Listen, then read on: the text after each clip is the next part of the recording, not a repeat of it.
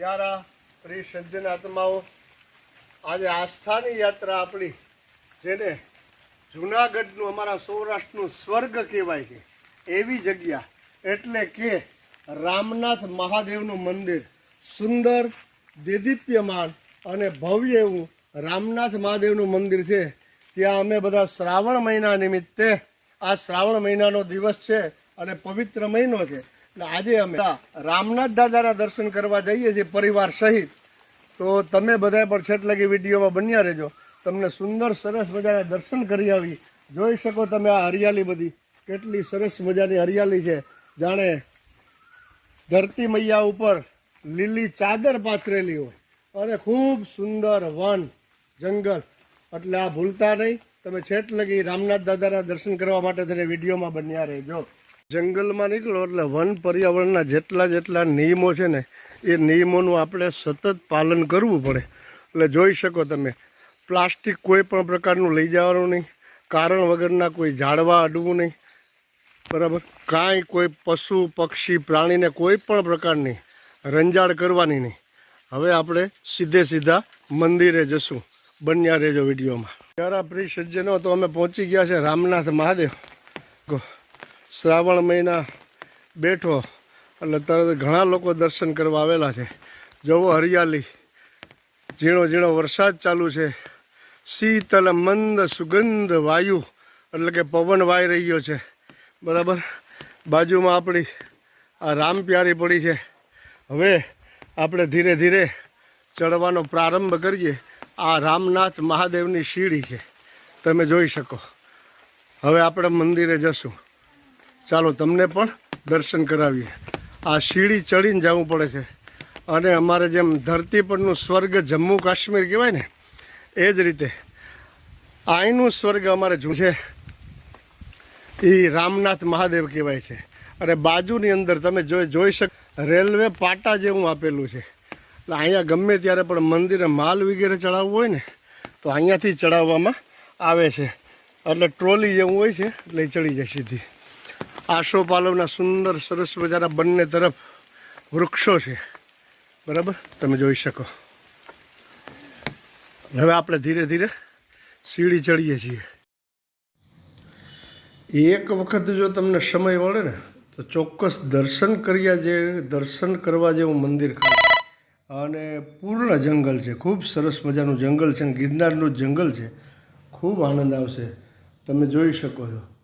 અને હવે આપણે છે ને 30 દિવસ આસ્થાની યાત્રા ચેનલે એક શિવ મંદિરે જૂના નવો વિડીયો જૂના શિવાલયનું જૂના શિવ મંદિરના રોજ એક મંદિરના આપને દર્શન કરાવશું એવો દ્રઢ નિશ્ચય કરેલો છે।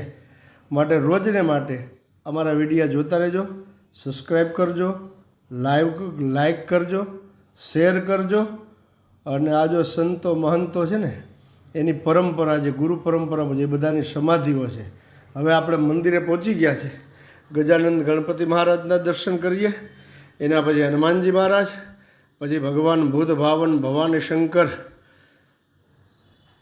ભોલે બાબાનું વાહન નંદિકેશ્વર ધર્મ સ્વરૂપ ભગવાન કુર્મનારાયણ અને માતાજીના દર્શન કરી અને પછી આપણે શિવજીના દર્શન કરીએ। સ્ફટિકનું સુંદર સરસ મજાનું શિવલિંગ છે અને અતિ પ્રાચીન, હો ભાઈ, બહુ જૂનવાણી। માતાજીના દર્શન કરી લઈએ આપણે। હા, હવે મહાદેવજીના વ્યવસ્થિત રીતે દર્શન કરીએ। અતિ પુરાનું શિવાલય છે અને ડુંગર ઉપર છે ને મેં જેમ પહેલાંય કીધું ને કે અમારા જૂનાગઢ, વિલખા, વિસાવદરવાસી આ બધા અમારા લોકો માટે તો આ ધરતી પરનું સ્વર્ગ એટલે કે અમે આને જમ્મુ કાશ્મીર કહીએ છીએ। અને ત્યાં ઉપર જઈ અને સુંદર સરસ મજાનું રળિયામણું તળાવ છે, એ પણ જોયા જેવું છે અને દર્શન કરવા લાયક અને આવવા લાયક સ્થળ ખરી।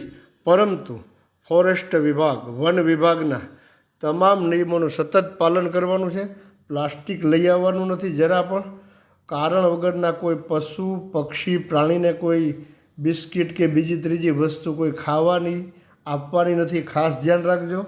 જંગલના રસ્તે છો તો સીધા ત્યાં મંદિરે જ ઊભું રહેવું, રસ્તામાં ક્યાંય આડાઅવળું જંગલમાં જવું નહીં, કેમ કે હિંસક પ્રાણીઓ એટલે કે સિંહ છે, વ્યાઘ્ર એટલે કે વાઘ છે, આ બધાનો ત્રાસ બહુ છે. અહીંયા એક ભારતીજી મહાત્મા થઈ ગયા, એમનો આ ધૂણો છે, એમને તમે દર્શન કરી શકો. ખૂબ જૂનો પુરાનો ધૂનો છે. ભારતીજી કરીને એક સંત થઈ ગયા, બહુ જબરજસ્ત સંત થઈ ગયા. એટલે એમના તમને સમાધિનાય દર્શન થશે અને ધૂણાનાય દર્શન થશે. એમનું નામ છે જયરામ ભારતીજી કરીને. સાધુ સંતોમાં 10 નામ્યા ગિરી, પુરી, નંદ, સરસ્વતી, ભારતી, વન, પર્વત વગેરે હોય છે ને, એમાં કાંઈ જયરામ ભારતી બાપુ કરીને સંત થઈ ગયા હતા. ફરી પાછા તમને એક વખત દર્શન કરાવી દઉં, બરાબર. અને દરરોજને માટે તમને એક શિવાલય જૂના મંદિરના દર્શનનો લાભ અમે અવશ્ય આપશું. ચાલો તો હવે આપણે ફરી પાછા દર્શન કરીએ. જોઈ શકો તમે, જુઓ દિવ્ય અને ભવ્ય મંદિર છે, બરાબર. ચાલો મને રજા આપશો, ફરી પાછા આપણે કોઈ નવા વિડીયોમાં મળશું. ત્યાં સુધી મને રજા આપશો. જય ગિરનારી, જય માતાજી. વિડીયો નવો હશે પણ શિવાલય, શિવ મંદિર, શંકર બાપાનું મંદિર જૂનું હશે. જય ગિરનારી, જય માતાજી અને દર્શનનો લાભ ખાસ લેજો 30 પણ દિવસ.